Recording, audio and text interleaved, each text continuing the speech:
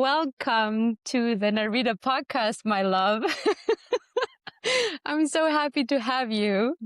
And we can finally do this talk. We already had a lot of fun behind the scenes. So, wow.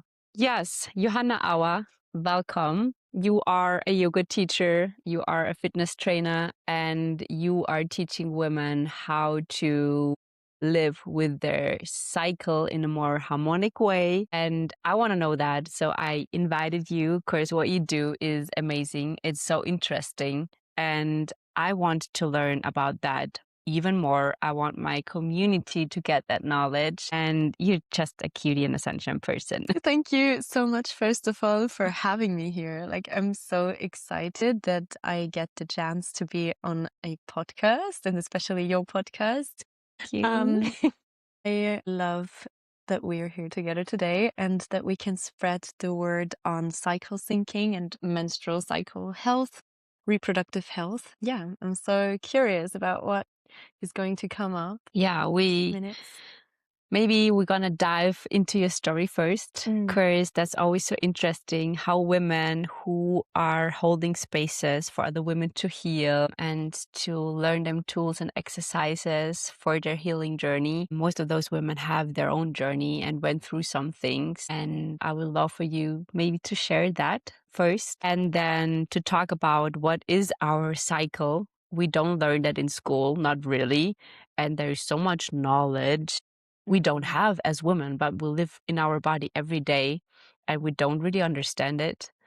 And then I would like to dive into what is cycle syncing, how can we do that, and what tips you can bring. Yes, perfect. It sounds amazing. Who am I? How did I come to this whole topic? I think that's always the hardest question for me because I have to wrap my head around all the licenses I did and the year stamps of when what happened. But I will just make it simple and start by telling you about my career start. That's a weird word for it, but my start into the working life as a fitness instructor. So that's what I did when I was 17, or around 18, I think. It was my first form of, I think it's called pre-studies here in Austria. What you do as a teenager. My first license was a fitness instructor, just the basic fitness instructor. And I started to work at the gym for a few years. And that's when I first got in touch with sports, working out, nutrition, all the basic information about this topic that you have.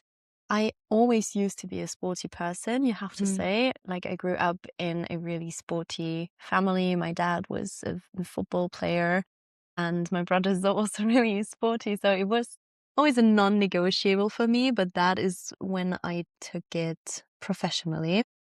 And I did yoga classes only later, but HIIT classes, workout classes, coaching people on how to build muscle, lose body fat, become more fit, build discipline and routine.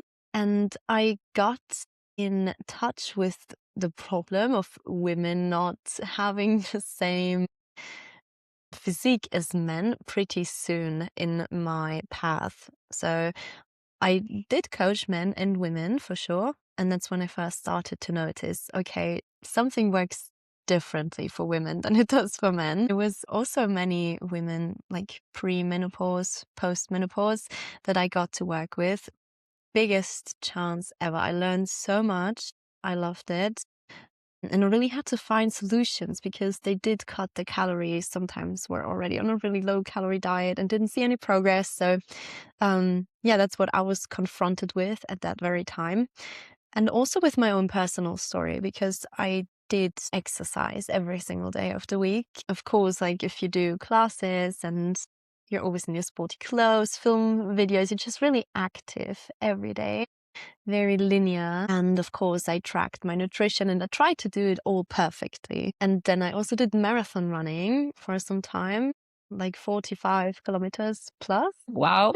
Yeah, I would never survive that. Yeah, after my first marathon, I had to go to work and I couldn't even get off the train because my muscles were so sore.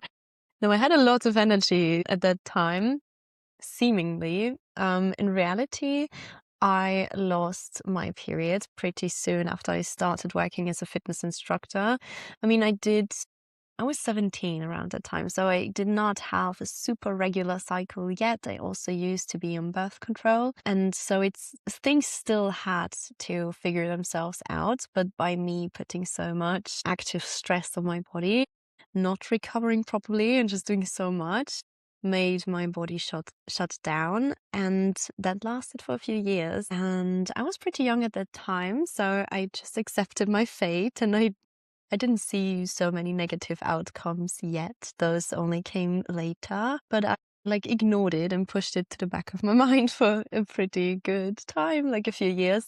But then I started to notice the symptoms of just ruining my hormones. My hair didn't really grow anymore. I had really short, brittle hair all the time. My energy also stopped being so high. Like, I didn't enjoy working as a fitness instructor anymore. It was more like forced. I was really fit physically, you can say, on a normative level, but I felt something was off. Like, after a few years of doing this, I was like, okay, something's wrong here. And that's when I started to dive into the menstrual cycle and read books on it and educate myself how important it is for a woman to have healthy hormones, but also how normal it is for fitness instructors to lose their periods. That's crazy. Yeah, I have a few friends who also work in that space, and they all lost their periods at some point. And it sounds so, yeah, okay, it happens if you have stress, if you do too much. But what your body does is it prioritizes survival over being a mother, being reproductive, and inevitably your body trusting you to be able to perceive a child. I think that's actually quite intense. It's not. It is. It is your body talking to you and giving you the loudest signs ever. Yes. I also had really skin to that time. Just had so many symptoms, but it's like, okay, this is not how it is supposed to be. And even though it's a fun thing, I was super fit and had the body of my dreams, it didn't feel like mine. Like, it didn't feel good or sexy or hot. And that's what you work out for, to look good. But I didn't feel it, no matter how I looked. So I will hop onto what changed everything for me. So I think that was my yoga teacher training, because when I was still at the gym working, I wanted to try out something that brought me more towards my body, and I wanted to find a form of working out that connected me with movement in a way that doesn't feel like I have to deliver something, like I have to burn calories off, and something that I can enjoy just for myself. So that's how I packed my things when I was 19 and flew to India and did my yoga teacher training. Yeah. That is a crazy story. 19, India. So many crazy things happened, Wow. but that would be an own episode. Our room started burning because of the bad electricity. Oh, wow. Okay, so we have to sit down another time. I want to hear that stories.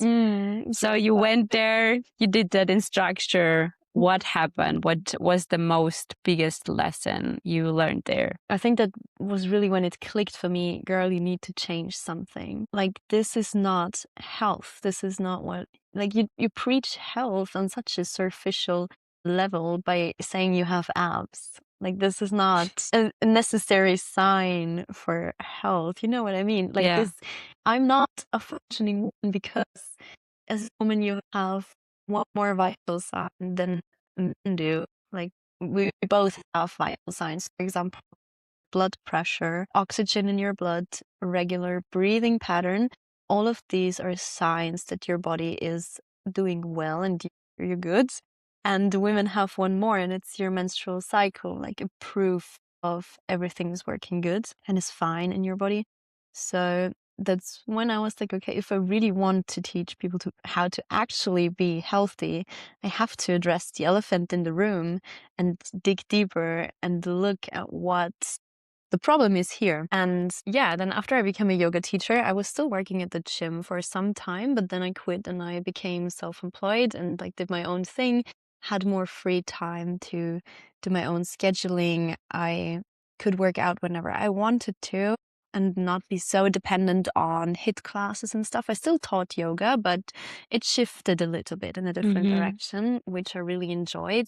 And that's when I really started to take the healing seriously. And I started to read a lot of books on how to regain your cycle. And actually, like, that is also a disclaimer we have to put at the beginning. The scientific database is still really thin.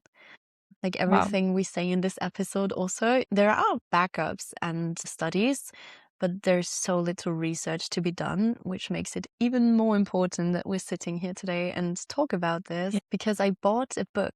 It was called How to Heal from Hypothalamic Amenorrhea. That's the scientific word for your period loss. That means your hypothalamus does no longer communicate with your ovaries. That's the main problem. Your brain does not have a connection to your reproductive organs anymore. And that's why it shuts down all hormonal production. And I had the hormones of a 15-year-old boy at that time. I'm getting goosebumps. Yeah, it was just my body saying, no, girl, no, just stop it. Then we can talk, but not like this. Anyway, the book said, literally, I'm sorry to break it to you, but you have to stop all working out and you have to eat as much as you can. Wow. And that was a hard pill to swallow. Like, what do you mean? So the exact opposite of what you did for years. Exactly. That was so out of my comfort zone. What happened? I had to let go of a lot of control in my life. It was a long way. I think from that point, it took me 2 years until I managed to let go of all of the forms of control I had over my body. It was not a linear way. It was definitely a roller coaster, because I think it's really hard to just detach and say you eat whatever you like, because if your body was in starvation mode for so long, of course you will have like binge eating attacks in some way. And that was really hard for me to not fall back into old patterns. So it was a really intense time. And I learned so much about myself in this time, because I was so confronted with what I thought was working for such a long time. And I think that's a nice parallel to my path as a yoga teacher, also to let go of everything you know is true. It's a big teaching in yoga.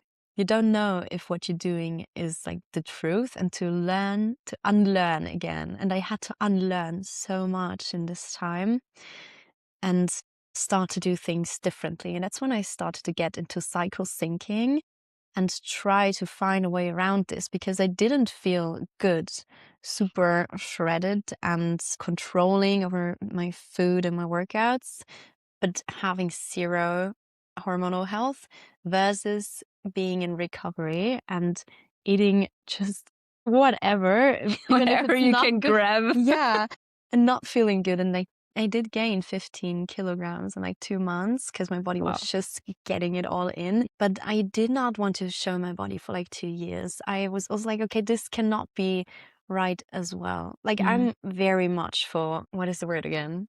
Body positivity and like empowerment. And a body doesn't have to look a certain way to be healthy. But I knew I wanted to be healthy, but also feel good. I think it doesn't have to be a trade-off. Like, you can combine it.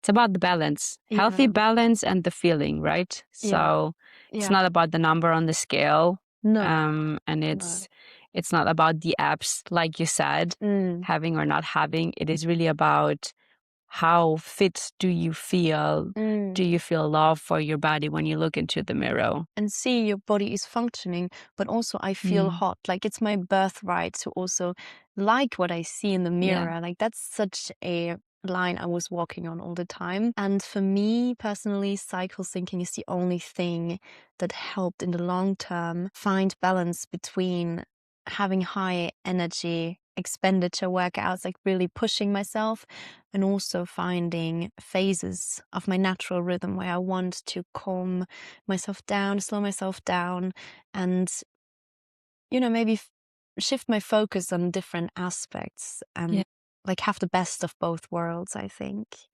That is the feminine energy, being intuitive, being receiving, slowing down, being soft, right? Yeah. So this is actually what we as women stand for. That's yin energy. Yes. But we're not taught to live it. And we're also not taught what it really means to understand our cycle. And this is why I was so excited to have you here today to can ask you all the questions, because since a very long time, I did not know all about that. Like what's going on. There's so much. The different phases in a cycle. And I think a lot of women still don't do. I think there are a lot of women who already have kids and don't know what's going on in their body. So exactly. Tell us, what phases do we have? What is happening in those phases? Okay, we can Let's go. Boom. I would start with like breaking the menstrual cycle down very simply. The first day is your menstruation day. That's maybe something some people, like some women, heard before.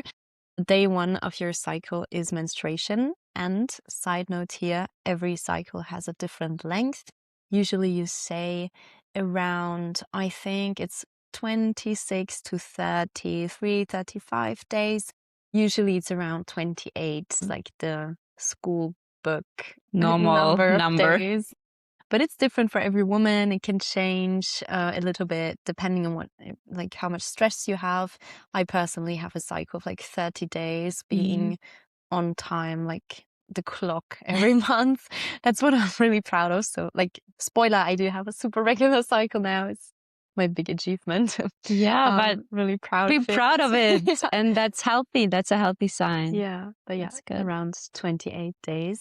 And it starts with menstruation when you're actually bleeding from your uterus, and it lasts around 5 days, 4, 5, all the way up to 7 days sometimes, but usually 5 days.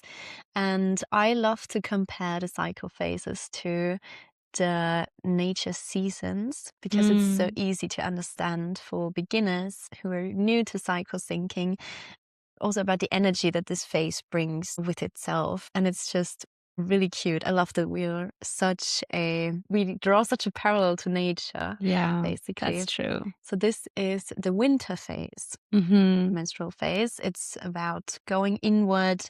It's the lowest energy phase. Energy can rise towards the end of menstruation when the bleeding gets less and you go in the next phase. But usually at the beginning of menstruation is when your hormones are low. And then in the next phase, your hormones start to rise, especially estrogen, which is the female reproductive, like the sexual hormone. And that is your inner spring. So you start to feel more outgoing. You start to have more energy again. Your period is over. And many women report that they feel more extroverted and they like to take on more tasks, maybe try out new stuff. And that builds its way up to ovulation, which is the climax of your cycle. That's when you have most estrogen, like sexual hormones, in your system, and you are most fertile at this point of the cycle. So that's the perfect time if you want to have a baby. That's your time spot. To do stuff, yeah. And it's also the shortest window of the cycle. It's just around 2 to 3 days. The actual process of ovulation takes around 12 to 24 hours. Like, it's not long, and it's not a big window in which you can actually get pregnant. The window you should take care of is longer though, like the week before, because of sperm survival. The dangerous timeline. Yeah, be careful there. I also hear a lot of women say that when they have the ovulation phase, then this is also dangerous. In the topic of where you go out, suddenly every man looks attractive and you think like you just want to jump on everybody. Girl, it's bad for you. Don't do it. Yeah, that's paradox. It's like that's tricking you. Don't trust that phase. Yeah. Don't trust yourself. But of course nature does that, Why would it not? You want to reproduce and make sure that your species survives. So of course you try to find a good man. Don't date in that phase, because everybody will look like a hero, and afterwards maybe they don't anymore. What did you do? Okay, so that's summer time? That is the inner summer. And you feel You don't only feel, you see the hormones working on your body. You might feel your lips are plumper, your skin is clear, your hair is glowing. Attraction. Come get me, come get me.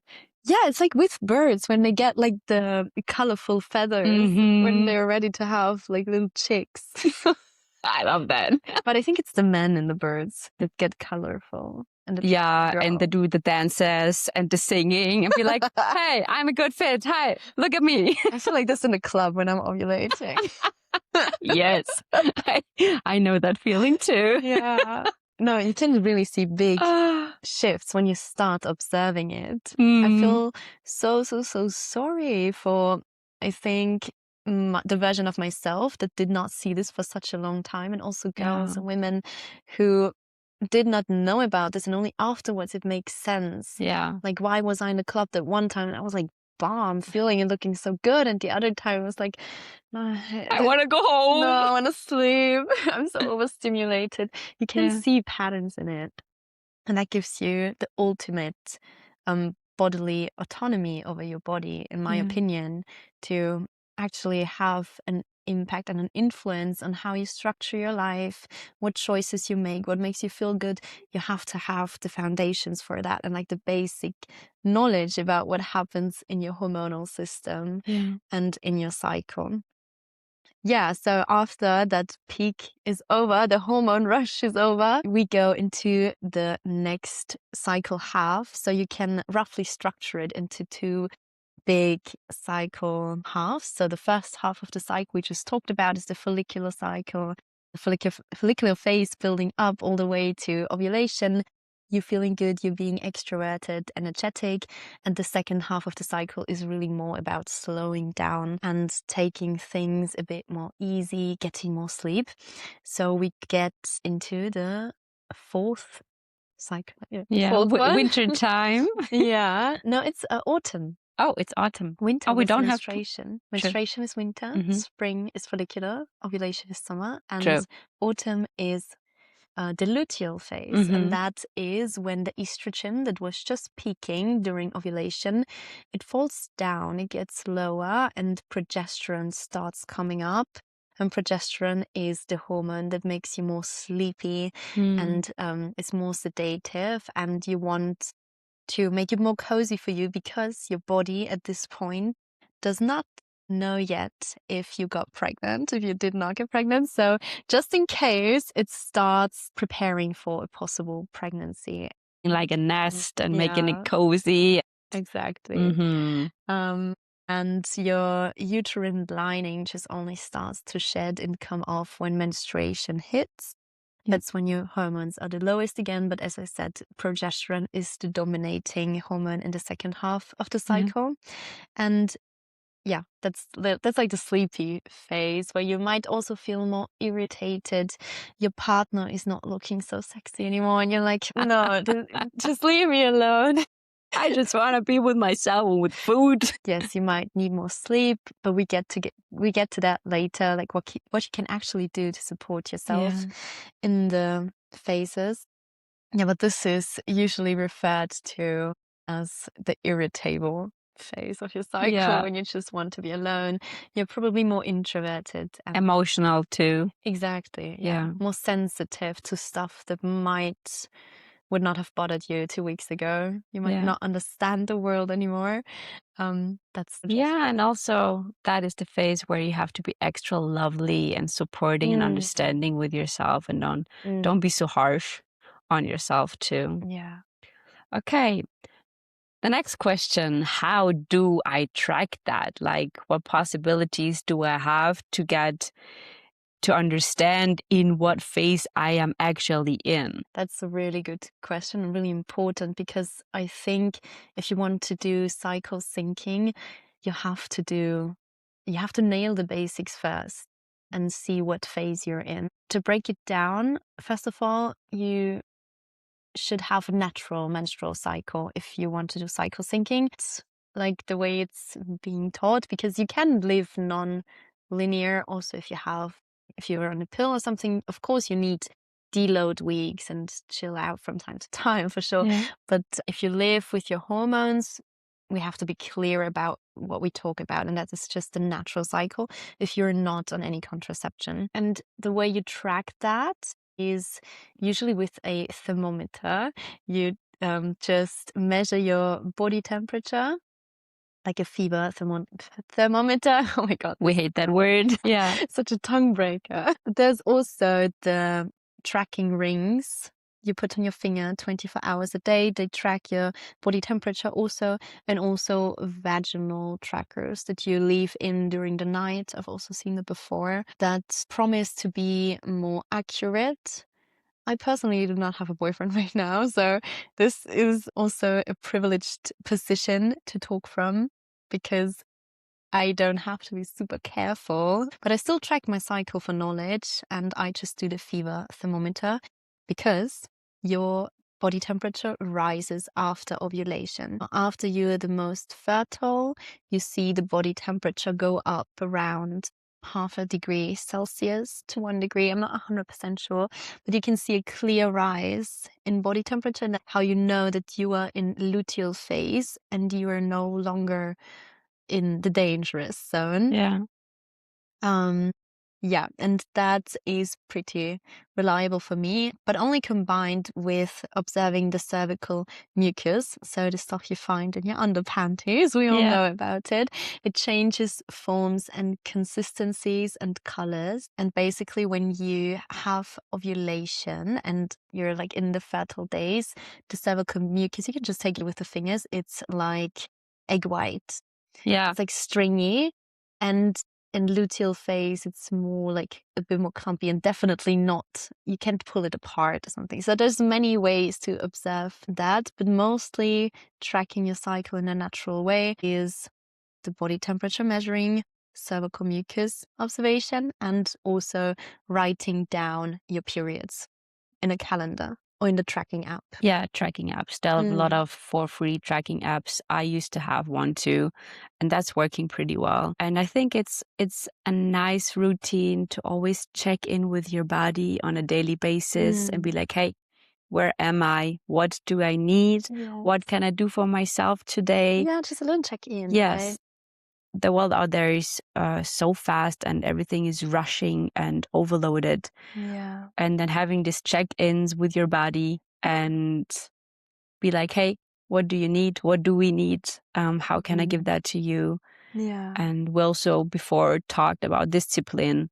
So when we now come to the cycle syncing, it is kind of being aware what's going on and how to support my best, right? This is like, for me, the final step to see, okay, now we have all of this going on. Now, how can I adapt my lifestyle and my workouts to this? And before we come to that, I would love to talk about why do we even do that? Like, I think for some people, it sounds like such a luxury problem that you do when you're just bored. Like, you know what I mean? It doesn't sound like it's necessary for some people, I think, like syncing your workouts to your cycle.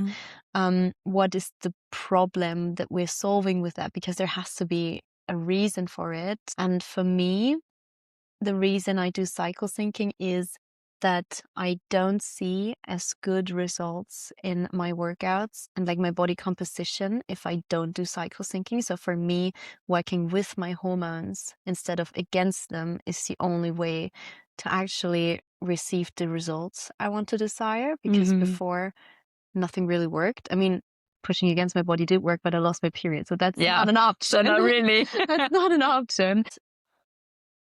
Yeah, I think it really just comes down to the choice whether you want to have healthy hormones or you don't want to have them. And if you decide to work with them and want to focus on fertility, and you're aware that it's such a big part of health and it's a non-negotiable to your health, that's when you start to get into cycle thinking. You're like, okay, how do we manage all this around that? And the question was, how do we do cycle syncing? Yeah, like cycle syncing, what is it? And I think how I understood it now, it is working with your body to have and create healthy hormones when it comes to working out and also nutrition, right?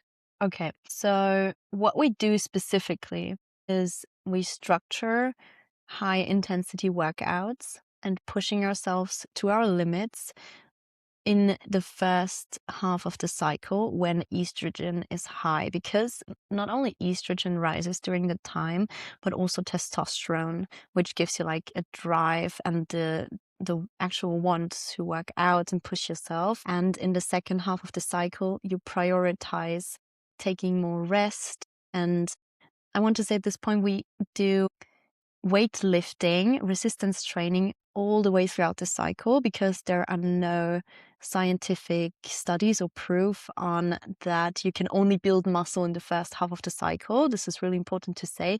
But you can slow down a little bit, take some weight off. I personally do a deload week and train with like 75% of my weight. Don't try to break any personal bests or something, but like just stick to the plan and to the discipline, right? Yeah, stick to the discipline, but adapt it in a way that is going to profit me, not stubbornly push through and try to get better, but like to maybe have a plateau, but in a good way, in a way that benefits you. Because when I take more rest in the second half of my cycle, and maybe go on long walks, sometimes I even go on a jog and just do a little bit of weightlifting, however I feel good, take the stress out, take the expectations out that I have on myself, I noticed that I have way less hunger cravings in the second half of my cycle, way less like water retention.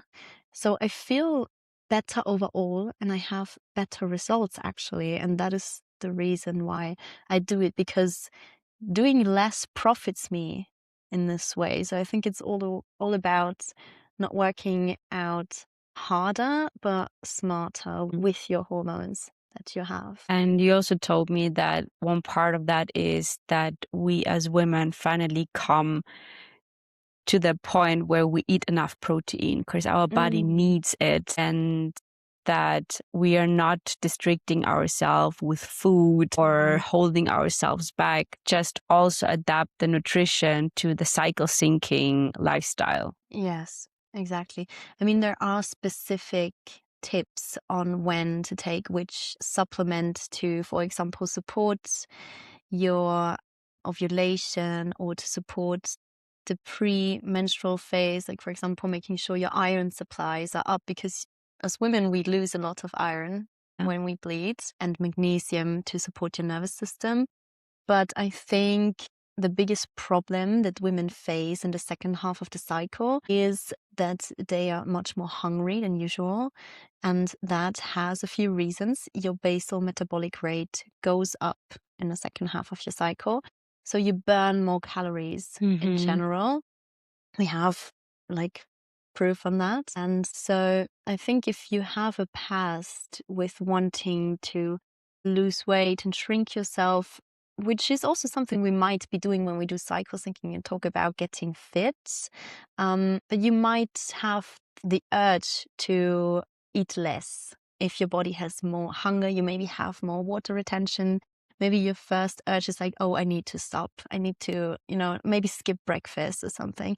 And that is exactly what we should not do. Yeah. And you mentioned protein, and protein is super important all throughout the cycle because it does make you full. It makes sure you keep your lean muscle mass.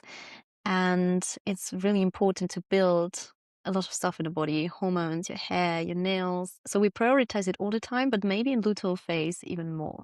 Not maybe, definitely not, because it's going to help you with the cravings. And so I think it's about, how do I say this? Like consciously eating more and like calculating from the beginning, okay, I need to eat more. So I'm not going to maybe think in the back of my head, oh, should I cut calories? Should I skip breakfast? No, we know we need more. So from the beginning, we grant ourselves that and like meal prep, make sure we are well fed, and that's how you also prevent cravings. something that is going to put you in a spiral and throw you off track. Sugar shock. Yes, and not fast for too long. That is so beautiful and it's so important. And I love that you're young, but you found yourself in an early age and now you are brave enough to hold so many spaces for women to get to know the cycle syncing, to do yoga and combine this also in a holistic way like I do. So our mission is kind of the same. We just use different tools.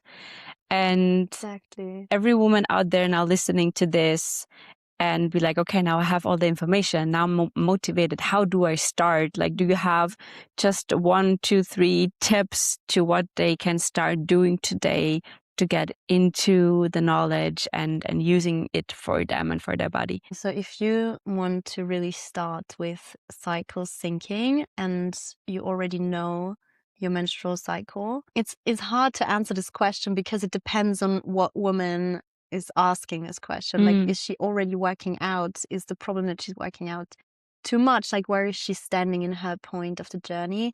I think the best thing you can do is always educate yourself. Yeah. The problem is there is a lot of information out there that is just personal experience and every woman experiences it differently. I mean, there are rules to it, if you can call it rules, but you probably know what I mean. It's like a pool of information that might get overwhelming. So I think one of the best tips is to maybe tune into yourself and like look at what has always been there. You've always felt like you go crash out just before your period and you feel like a failure and the world is coming down. Start journaling and actually see these repetitive patterns. We're back. We're back. Of course, we had a crash down. God. The technical supply was no longer working. Where did we stop? It is always the technical stuff. Like when I would ever give up, which we're not gonna do, give up. But if, then it would be because of the technique. Yeah, always. It's not our fault though. Yeah. It's just closed. So I, as a coach, can for sure help you schedule your training around your cycle. Make sure you have enough recovery phases. Make sure you eat enough, and give you the blueprint to you having a functioning fitness routine. But if I had to give you like a really easy advice, I think I want to say you should tune into your body. Within all of these rules that exist in this world already, and especially in cycle syncing, where we even have more evidence, like more information that we don't have evidence on yet, it's even more important to have a look on what you know was or has been true for you for such a long time. For example, if you go crash out just before your period every single month, then maybe look deeper into that and like start journaling. You're also a person who loves journaling and preaches on how much value you find in that, but really it gives you so much power to see these repetitive patterns and make use of them and maybe be extra kind to you in these few days because you're going to emerge from the ashes almost with so much more energy. And no, but it really is like that. Like when I listen to my body and chill out, when my body is telling me to chill out, I have so much more energy afterwards in my follicular phase. It's like I'm fully rested and fully recharged. And I would even go so far to say that this is a really good prevention for burnout as a woman. To calm down when your hormones are in a scientific way not supporting you being super active right now. Like stop pushing and pushing and pushing when your body tells you to rest. So look within and also give yourself the autonomy and the right to do what your body tells you to do. Because, I mean, it does sound very yogic if I say you have it all within that you need, but it really is like that. I do believe that. Yeah. I do believe that you already have everything you need to create whatever you want to create, but you have to learn it. Most of us, we didn't learn it or we lost it along the way. So reconnect, relearn, remember, and allow that your journey and your path looks different than to anybody else. And that is a-okay, because we're special. Everybody of us is. And that's the beautiful color in the world of women. Otherwise, it would be so boring. Exactly. And we're at different stages of life also.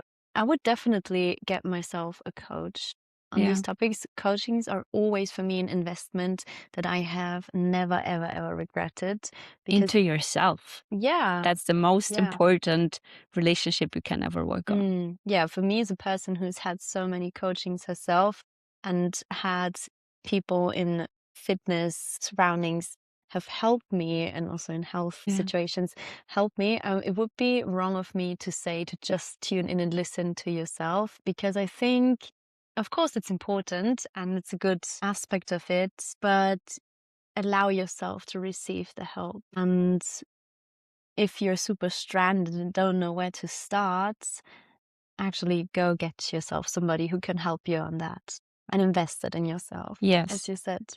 Yeah, we give out money often for so many other things, but not for us, for our body, for real education. Like you said, start with journaling, read books, listen to podcasts like this episode, maybe. Exactly.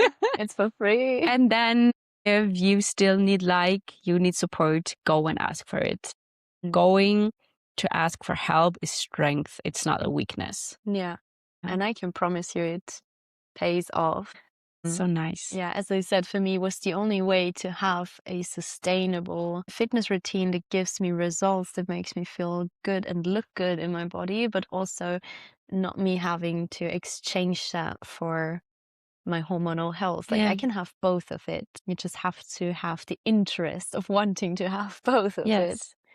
And then be in balance with your feminine energy while doing the workouts, while doing the nutrition, but also doing the rest. And I think there the power lies. The feminine power is so magical, and we have to go back to that. Yeah, it's resting is the female energy in yoga. Like the yang is the active, stimulating energy, and yin is more the inwards going energy. And for such a long time, I think the slowing down energy has been mistaken for something that is less powerful than the active energy. I love that. I love but that. It's just as important. You can't go without it. As women, we can't just push ourselves and be in this active energy and still see results, because for me it resulted in not only losing my cycle, but not looking my best and having so much water retentions, because my body just wanted rest all the time and have time to shed body fat. Or like there's so many aspects to it.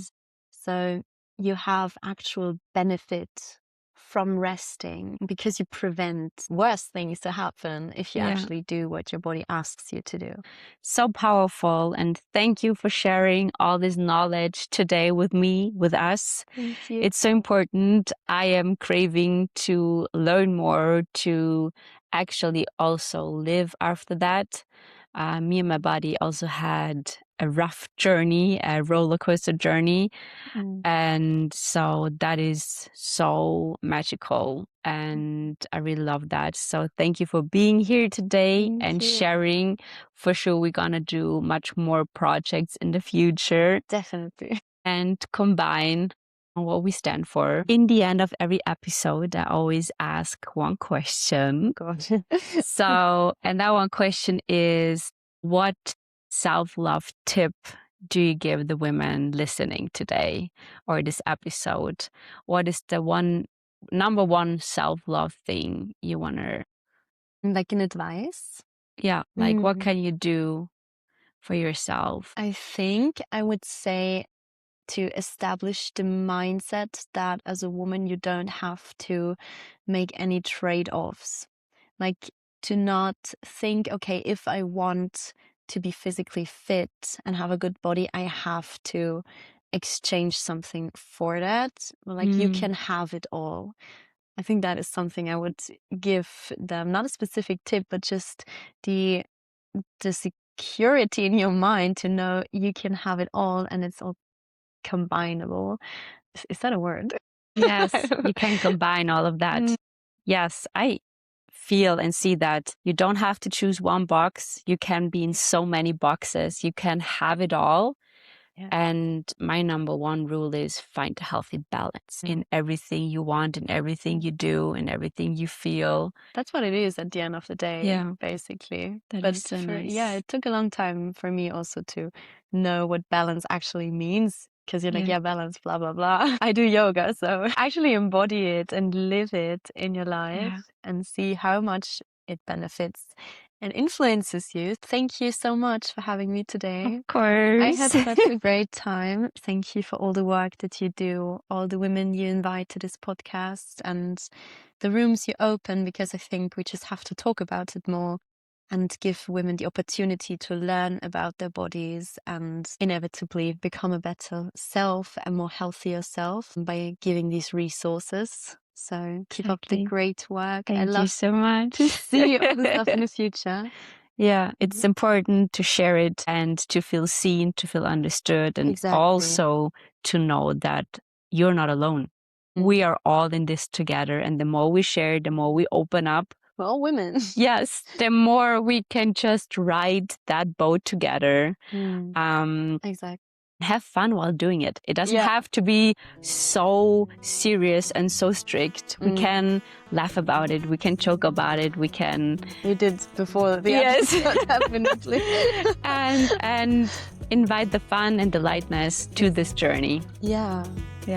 Can't compete with a person who's having fun. Yes, exactly. Good quote to close this episode. Thank you so much. Thank you so much. Come here.